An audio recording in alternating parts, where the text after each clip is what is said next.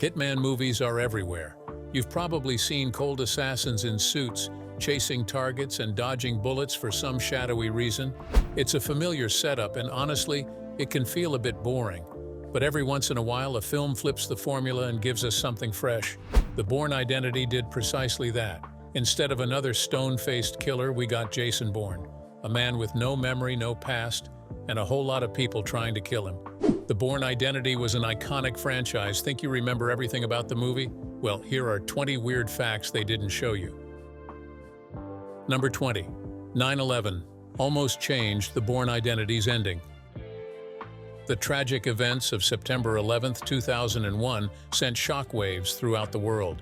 Hollywood felt it too. Many films that were in production then had to make sudden changes cautiously. Sam Raimi's Spider-Man famously removed the Twin Towers from its cityscape. Men in Black 2 had to completely reshoot its ending because it initially took place at the World Trade Center. Many people don't know that the Bourne Identity almost faced a similar fate. The concern came from how the film portrayed the CIA. In a post-attack world, Universal Studios and the producers feared that releasing a movie where America's Central Intelligence Agency was cast in a negative light might seem anti-American or even unpatriotic. With emotions running high, no one wanted to risk stirring controversy. To soften the impact, producer Frank Marshall helped create an alternate opening and ending for the film. These new scenes framed the movie as one extended flashback, and they painted the CIA in a much more sympathetic light. But not everyone agreed with this change. Director Doug Liman stood firmly against the new version. He believed the original story had purpose and weight, and didn't need to be diluted. However, his clashes with the studio grew so intense that he was nearly left out of the creative decision-making process altogether. Actor Matt Damon, who played Jason Bourne, agreed with Liman. He stepped in and lobbied hard to keep the original ending intact. Eventually, a test screening settled the debate. Audiences responded positively to the film's original structure and tone. That reaction gave Universal the confidence to step back and let the movie remain how Liman and Damon intended. The alternate, friendlier version didn't vanish entirely. It ended up tucked away in the DVD's bonus features. Number 19. The Bourne Identity was first adapted in 1988. Before Matt Damon picked up a passport or dodged bullets across European rooftops, the Bourne Identity had already made its way to the screen. In 1988, ABC aired a television version of the story as a two-night television event. It premiered on May 8th and 9th and ran for 4 hours. This early adaptation was directed by Roger Young and written by Karol Sobieski. Richard Chamberlain took on the role of Jason Bourne, while Jacqueline Smith played Marie. For the time, it was a fairly ambitious project, and in many ways, it stuck more closely to Robert Ludlum's original novel than the later films did. However, as with many television movies of that era, the adaptation suffered from a limited budget. The production lacked the slick action sequences and gallivanting flair that audiences would come to expect from the Bourne franchise. Instead, it leaned more heavily on dialogue and bitter drama. Still, for fans of the book, it offered a more faithful take on the original storyline, at least up to a point. Even though the TV movie followed the book more closely, it made a few significant changes that shifted the story's emotional weight. One of the most important differences involves the character Carlos the Jackal. In Ludlum's novel, Carlos survives, slipping away in the end and leaving his fate unresolved. However, the movie goes in a different direction. Carlos dies in the showdown. The film also adds a more personal twist to Bourne's past. In this version, it's Carlos who murders Bourne's wife and children, an event that pushes Bourne into his current life. This change rewrites the relationship between the two men. Instead of simply being hunter and hunted, their conflict becomes intensely personal. For better or worse, this early adaptation of the Bourne Identity took its path. It didn't have the style or speed of the later films, but it laid the groundwork for a character who would eventually become an action icon. Number 18. The movie and novel are significantly different. The Bourne Identity is packed with thrilling chases, dangerous missions, and intense action. However, if you're a fan of the original novels, you probably noticed something big. The film barely follows the book. Calling them loosely based might be generous. The movie shares a few key things, like characters' names, some pseudonyms, and the basic idea of a spy with amnesia. But beyond that, they take a very different path. One of the most significant differences is the setting. The original novel takes place in the 1980s, during the height of the Cold War. That period brings a particular political climate, where espionage operated under very different rules. The film, however, moves the action into the early 2000s. Shifting the timeline changes everything, from the enemy's Bourne faces to the technology used in spy work. It also removes much of the Cold War paranoia that shaped the book's atmosphere. The backstory of Jason Bourne himself is also completely different. In the novel, Bourne begins as an American Foreign Service officer. After his wife and children are tragically killed, he transforms and becomes the man known as Jason Bourne. That sense of personal loss is central to his motivation in the book. Bourne volunteered for the Blackbriar program in the film, but his past remains mysterious. There's no mention of a wife or children, and his decision to become an assassin is treated as part of his forgotten history, not a reaction to personal tragedy. The film's most glaring omission is Carlos the Jackal's absence. In the book, Carlos is a legendary assassin so feared and skilled that it's even suggested he was the one who assassinated President Kennedy. He's the main antagonist and serves as a constant threat to Bourne's life. But in the movie, Carlos doesn't appear at all, removing a core element of Bourne's journey. Number 17. Doug Liman's dad influenced the CIA's role more in the movie. While the Bourne Identity borrows the term Operation Treadstone straight from Robert Ludlum's novel, the movie's depiction of the CIA doesn't come as much from the book as it does from the director's family. Doug Liman, who directed the film, had a personal connection to intelligence, politics, and government oversight. His father, Arthur Liman, played a significant role in one of the most infamous political scandals of the 20th century, the Iran-Contra affair. Arthur served as the chief counsel for the United States Senate during its investigation into the covert operation. The operation involved secretly sending weapons to Iran in exchange for American hostages and using the funds to support Nicaraguan rebels. These actions bypassed Congress and challenged the Constitution.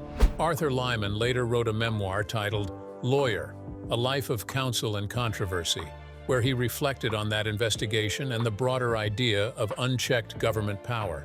His deep knowledge of unknown political maneuvering left a lasting impression on his son. Doug Liman didn't just grow up hearing about corruption. He lived with someone actively working to uncover it. That experience shaped how he approached the Bourne Identity. The character of Alexander Conklin, played by Chris Cooper, was even modeled after real-life figures from the scandal, especially Lieutenant Colonel Oliver North. North was one of the central figures in the Iran-Contra dealings. He helped orchestrate the scheme and later became a household name as he testified before Congress. Doug Liman wanted to explore secret programs, moral gray areas, and what happens when agencies operate outside the law. That influence shows in the way the CIA is portrayed, not just as an intelligence agency, but as a shadowy force that erases people and manipulates the truth. Number 16. The movie features guerrilla filmmaking tactics. Doug Liman didn't come from the world of big-budget blockbusters. He started making indie films, where creativity often means finding a way around obstacles. When he directed The Bourne Identity, he stuck to that mindset. Liman did whatever it took to get the shots he wanted, even if it meant bending the rules. Sometimes that meant shooting without permits or sneaking around without the producer's permission. Ironically, the very thing that made Liman's style unique and exciting also caused problems with studio executives. They weren't always happy with his methods. During the production of The Bourne Identity, Liman's freedom to make creative decisions was taken away because producers wanted more control. But Liman didn't give up. He would sneak off with just a camera and Matt Damon to film the scenes he believed were essential. One of the best examples of this guerrilla filmmaking happened at the Gare du Nord train station in Paris. In the movie, Bourne moves quickly and nervously through a busy crowd, looking over his shoulder like someone is following him.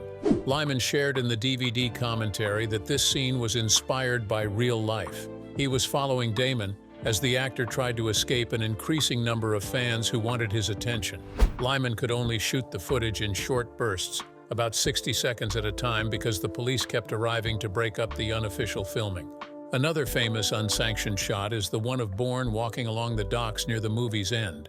On a quiet morning when most of the crew was off for Christmas, Lyman and Damon woke up early and filmed the scene themselves. Interestingly, this simple, haunting shot made it into the final cut. Number 15. In the book, Jason Bourne struggles with a personality disorder. One of the most significant differences between the Bourne Identity and the original novel is the main character's complexity. In the film, Jason Bourne is portrayed as a man with amnesia, a trained assassin who has forgotten who he is and is on a journey to uncover his past. It's a clean and straightforward idea that works well on screen. But in the book, things are far messier and far more fascinating. Jason Bourne is not just a forgotten identity. He's one of several deeply layered personas living inside the mind of David Webb. David Webb's story begins in tragedy. He was once an American Foreign Service officer, living an everyday life with his wife and children. But after his family was killed during a mission, something inside him broke. Driven by loss, Webb joined a top-secret paramilitary unit where he was given the codename Delta. He was brutal, silent, and deadly, a different man from the one who once had a family. Then came the betrayal. A fellow operative named Jason Bourne double-crossed him, leading to chaos and bloodshed. After that, Webb took on the name Jason Bourne and began working with Operation Treadstone, using the identity of the very man who had betrayed him. But that wasn't the end of it. In later parts of the story, Webb begins using another name, Kane. He adopts this new alias to draw out Carlos the Jackal, an infamous assassin and one of Bourne's deadliest enemies. At this point, the lines between his identities blur. Is he Webb, Delta, Bourne, Kane? Each name comes with its personality, purpose, and memories. Over time, these separate lives start to wear on him, leaving him fractured and struggling to understand who he is. The book explores this psychological turmoil in depth, showing a man teetering on the edge of multiple personality disorder. While the movie touches on memory loss, the novel digs into something more profound. Number 14. Doug Liman, long wanted to direct the movie. Doug Liman had a deep passion for the Bourne Identity, long before it became a blockbuster film. He first read Robert Ludlum's novel in high school, leaving a strong impression on him. The story of a man struggling with lost memories and hidden secrets captured his imagination.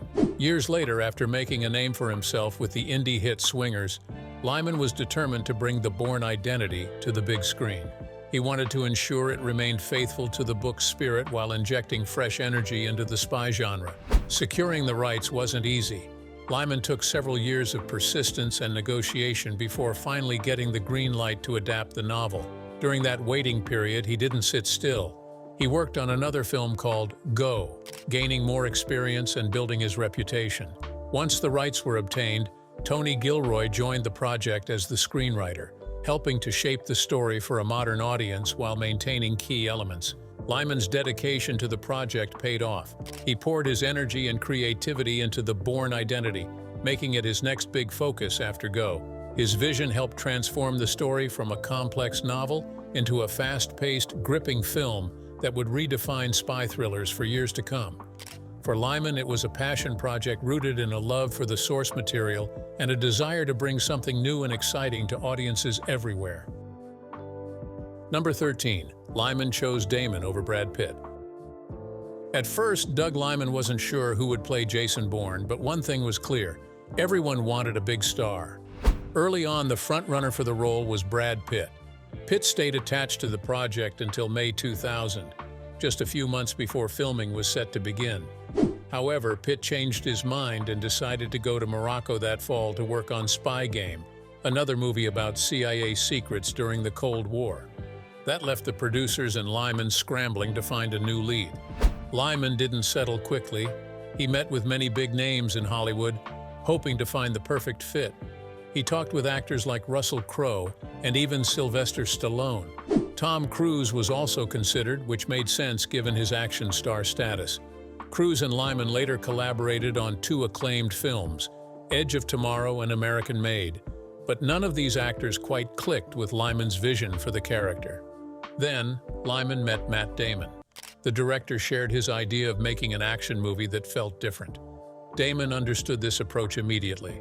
Liman thought they were on the same wavelength, ready to bring something fresh to the spy genre. When I sat down with Matt and explained that I wanted to take on an action movie but do it differently, I got the sense that he understood, Lyman recalled. He was coming from the same place I was from, and I felt we could become partners on this.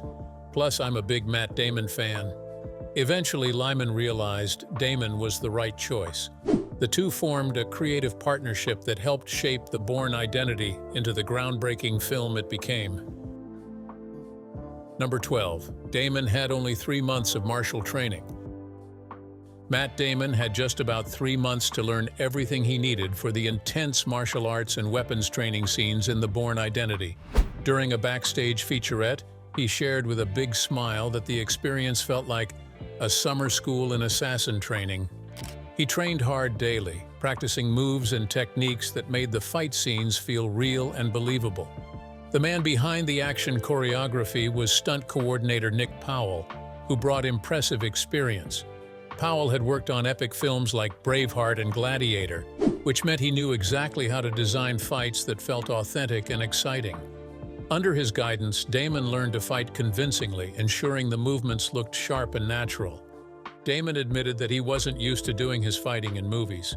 "I don't usually fight in movies," he said, but he understood the importance of it. He knew that today's movie audiences notice when the camera cuts away to a stunt double. So, Damon worked daily with Powell and the rest of the team to get as good as possible at the fight scenes, and he succeeded. He ended up doing nearly all of the fighting himself. Number 11. The movie features one of the greatest movie car chases.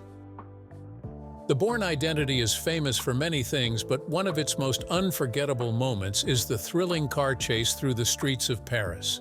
Jason Bourne skillfully maneuvers Marie's bright red Mini Cooper, weaving through narrow alleys, cobblestone streets, and even a flight of stairs as he tries to escape the police hot on their trail.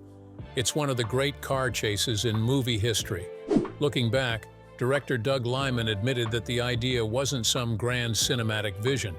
In a 2020 interview with The Ringer, Lyman said the concept came during a casual brainstorming session with executive producer Alison Shearmer.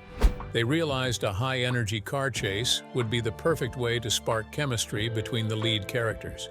"We were like, oh my God, we're revolutionizing filmmaking," he joked. "What I just described is as cliched and banal as it gets." The idea felt pretty typical, but it set the tone for the rest of the movie.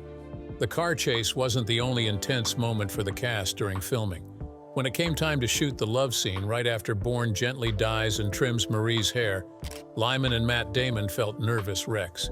The atmosphere on set was tense and the pressure was high. To ease the mood, actress Franca Potente brought a bottle of Jägermeister to the set. She turned to Damon and Lyman and told them, "You each need to do a couple of shots just to loosen the F***K up." Lyman admitted that it was the only time he ever drank alcohol while working on a movie, and he was operating the camera at the same time. "It could have gone south pretty quickly," he laughed.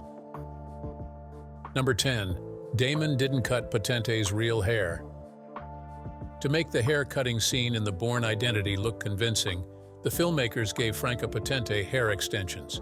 This way, Matt Damon could practice cutting her hair without damage. Kay Georgiou, the key hairstylist on the movie, explained in an interview with The Ringer that every time Damon snipped the hair, they had to remove the old extensions and replace them with fresh ones. They were fairly quick to turn around, she said. Georgiou also admitted that the haircut wasn't meant to be perfect or glamorous. "It's not the most beautiful haircut in the world, but it shouldn't be," she explained. The rough, slightly messy look perfectly fits the movie's gritty tone. Years later, in 2012, Franca Potente spoke about that romantic scene in an interview with Esquire.com. She described the setting as a weird, dark, dirty, crazy little bathroom in this dirty place, which perfectly matched the raw feeling of the moment. Potente also joked about Damon's performance during the haircutting. She called him Robot Man because he was so focused and precise as he tried to get the hair right. The scene wasn't glamorous or polished, but that made it all the more believable. It captured a quiet, tender moment between two characters constantly on the run and facing danger. Even though the bathroom was grimy and the haircut far from perfect, the scene showed a softer side of Jason Bourne and Marie. It revealed a brief connection that made their relationship feel real. Number 9. Marie had several identities throughout the script. Marie's character underwent interesting changes before the Bourne Identity even started filming. At first, the script had her last name as Purcell, written as an American woman. However, her name had changed to Kreutz by the time shooting began, and she became German instead. This shift likely happened because the filmmakers cast German Franka Potente in the role. Even more fascinating is how different Marie is in the original book. In Robert Ludlum's novel, her name is Marie St. Jacques, and she's Canadian. So the filmmakers took quite a few liberties with her character to make the story fit the movie better. Changing her nationality and name helped shape the dynamic between her and Jason Bourne in ways that suited the film's tone and setting. So while Marie might have started as a very different character on paper, she became a memorable and essential part of the movie. Franka Potente's performance played a big part in that transformation. Number 8. The Paris scenes were almost shot in Montreal.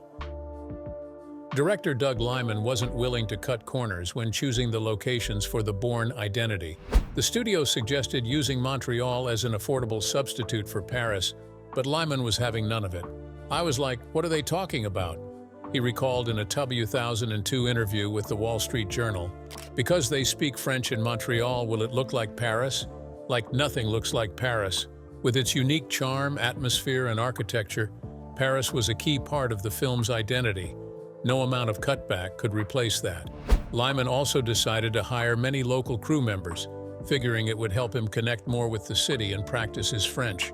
He was eager to immerse himself in the culture even if his French was rusty. As he put it, "I'll practice my collegiate French." Of course, Paris wasn't the only place where they filmed. The production team also shot scenes in iconic European locations, including Prague, Imperia on the Italian coast, Rome, Mykonos, and Zurich. These diverse settings helped make the Bourne Identity feel like a truly international thriller, with each city adding its distinct flavor to the story.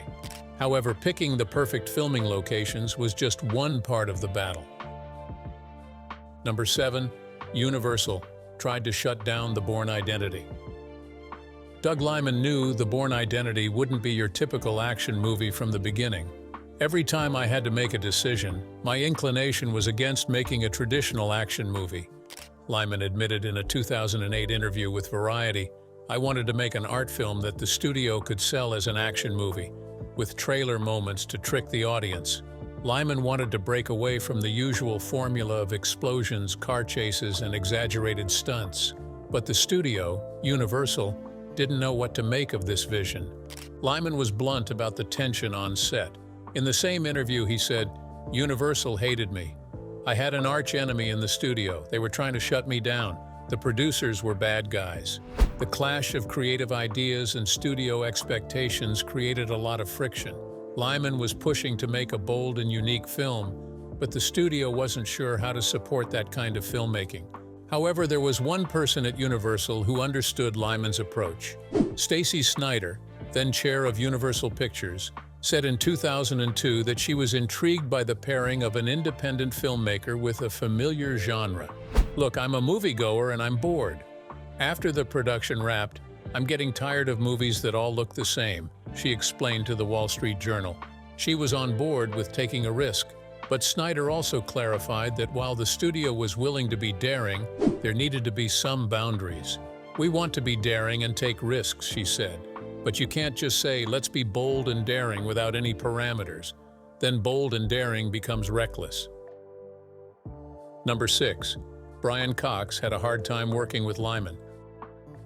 The chaos on set didn't go unnoticed by Brian Cox, who played CIA Deputy Director Ward Abbott in The Bourne Identity and Return for the Bourne Supremacy.